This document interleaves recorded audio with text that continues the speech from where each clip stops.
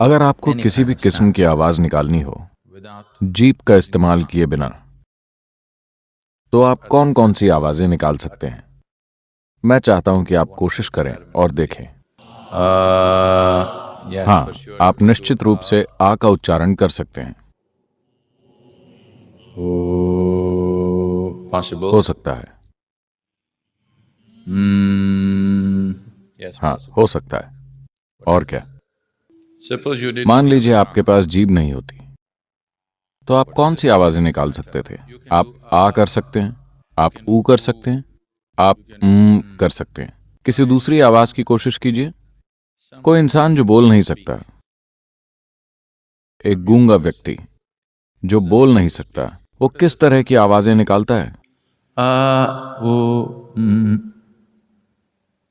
क्योंकि इन तीन आवाजों को निकालने के लिए जीभ की जरूरत नहीं पड़ती। अगर आप अपनी जीभ निकाल दें तो आप सिर्फ तीन आवाजें निकाल पाते हैं। अगर आप कलर टेलीविजन के बारे में कुछ जानते हैं You would know there are only तो आपको पता होगा कि उसमें सिर्फ तीन मौलिक रंग होते हैं। इन तीन रंगों के इस्तेमाल से ही आपको ट्यूब पर हर संभव रंग दिखाई देता है। इसी तरह सिर्फ तीन बुनियादी ध्वनियां होती हैं। इन्हीं तीन ध्वनियों का इस्तेमाल करके आप इन तमाम ध्वनियों को पैदा कर रहे हैं। the tongue. आपकी जीभ इन तीन आवाजों को कई जटिल तरीकों से मिलाने में आपकी मदद कर रही है। अब इन तीन ध्वनियों आ, ऊ और म को मौलिक ध्वनियां, ब्रह्मांडीय ध्वनियां या यूनिवर्सल साउंड्स कहा गया है, क्योंकि ये तीन ध्वनियां ही आपके द्वारा बोली जाने वाली बाकी सभी ध्वनियों का आधार हैं। अगर आप इन तीन ध्वनियों का एक साथ उच्चारण करते हैं तो आपको क्या मिलेगा? यह ओ नहीं है।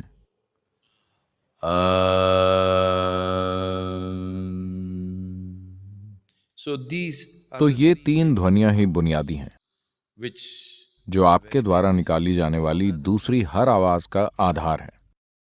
तो को यूनिवर्सल साउंड या सृष्टि की मौलिक ध्वनि की तरह जाना जाता है। अगर यह सच है तो कैसे कोई खास धर्म ही इसे अपने ब्रांड के तौर पर इस्तेमाल कर रहा है और कहीं भी और इसके बारे में ज्ञान नहीं है? ये सच नहीं है।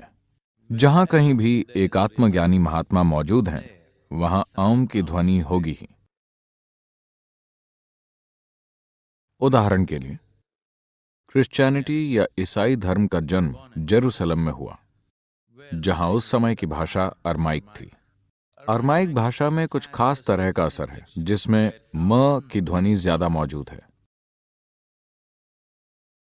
तो ईसाई धर्म में आज वो हर चीज के अंत में, वो चाहे कोई भी प्रार्थना करें, उसके अंत में वो हमेशा आमेन कहते हैं।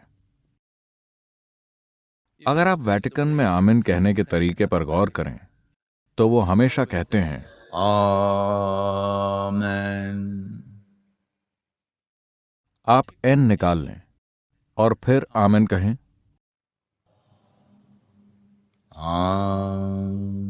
Oh. अगर आप इसे समझना चाहते हैं तो ऐसा ही एक असर आप तमिल भाषा में देख सकते हैं। अब मिसाल के लिए राम को ही ले लीजिए। आप जानते ही हैं कि उनका जन्म अयोध्या में हुआ था। वो नीचे दक्षिण की ओर आए।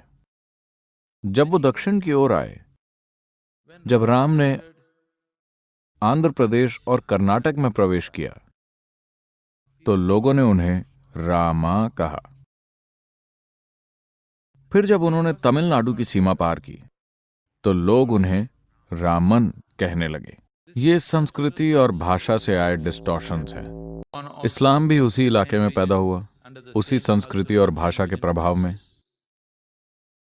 वो कहते हैं अमीन। इसमें से एन निकाल दीजिए और अमीन बोलिए।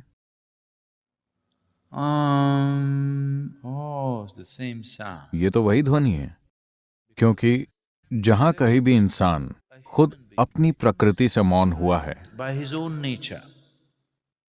स्कूल टीचर वाला मौन नहीं, कानों में ईयर प्लग लगाने वाला मौन नहीं, अगर आप खुद ब खुद अपनी प्रकृति से मौन हो जाते हैं तो आपके शरीर में ओम की ध्वनि गूंजने लगती है। Because The root sound. क्योंकि आपके भौतिक अस्तित्व की बुनियादी ध्वनि औम है।